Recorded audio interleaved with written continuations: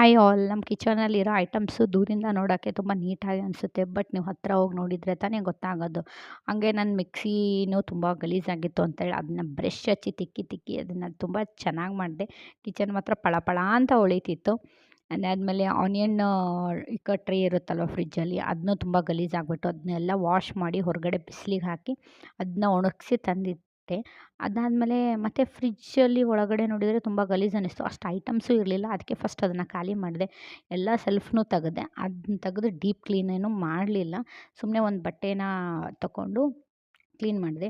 ಬಟ್ಟೆ ಅಂದರೆ micro fibre ಟವಲ್ನ ಇಂದ ಕ್ಲೀನ್ ಮಾಡಿದರೆ ತುಂಬ ಚೆನ್ನಾಗಿರುತ್ತೆ. ಆ ಟವಲ್ ಮಾತ್ರ ನೀವು ಯೂಸ್ ಮಾಡೋದನ್ನ ಮಿಸ್ ಮಾಡಬೇಡಿ. ತುಂಬ ಚೆನ್ನಾಗಿ ಯೂಸ್ಫುಲ್ಲಾಗಿ ಬರುತ್ತೆ. ನೋಡಿ ನಮ್ಮ ಫ್ರಿಡ್ಜ್ ಎಷ್ಟು ಚೆನ್ನಾಗಿ ಪಳ ಅಂತ ಹೊಡಿತಿದೆ.